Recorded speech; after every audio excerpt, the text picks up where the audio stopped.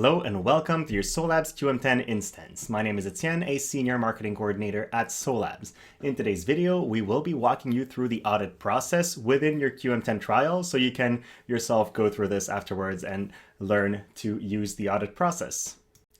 In our scenario, a colleague of mine would have appointed me as lead auditor for an audit. So they have completed step 1 already, and I am receiving an audit at step 2, which is the audit preparation step that you see on screen.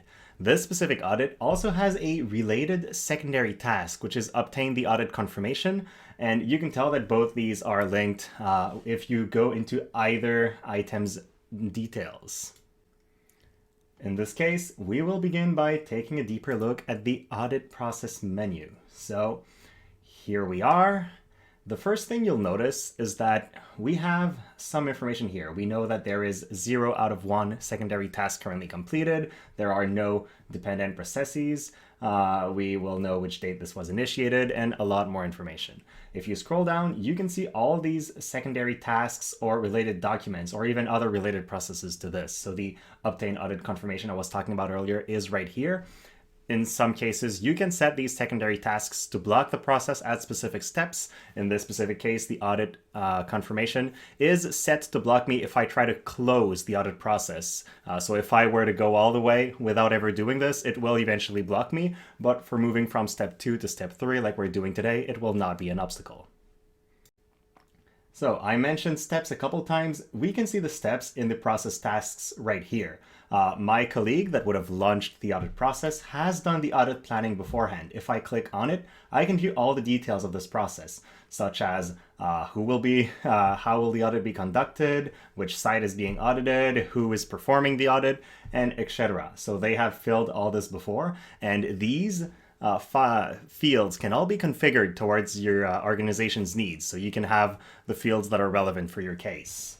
In this case, I am beginning the audit preparation step, and you can tell that it's currently empty because I haven't gone through that step yet. As people complete steps and we move forward in the audit process, all the steps will be here, and we'll be able to get a snapshot of where we currently stand and what information was entered in this process so far. For now, we will be acting on this. So for this purpose, I go back up and we have the Act on Audit Preparation option right here that I'm going to click on. So I will do this and it will take me to the Act on page.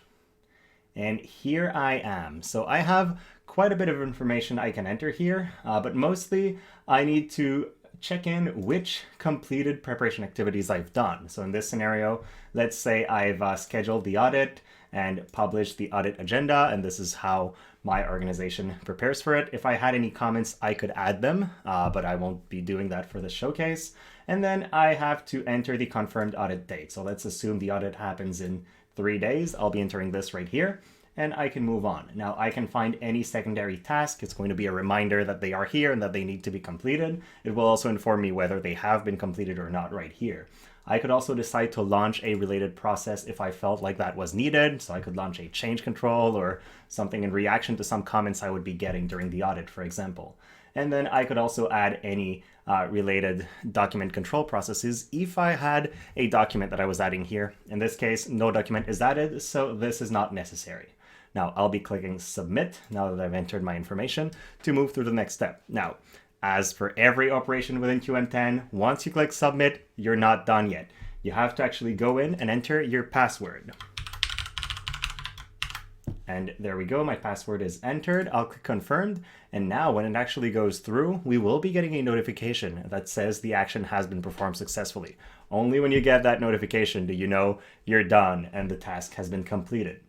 From here, if I go back to the home screen, we will see that my audit process is currently in the audit activities. The reason I still have it on screen as an outstanding activity is that as the lead auditor, I am also assigned further steps of the audit process. So I'm also responsible for entering information here. If it was somebody else assigned for the next step, they would have been the one getting it instead.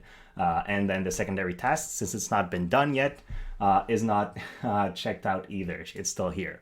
If I click on view in the audit activities, just like I said earlier, I can now view what I chose in audit preparation. So I was choosing schedule audit and publish audit agenda as activities that had been completed. So now I can see them right here.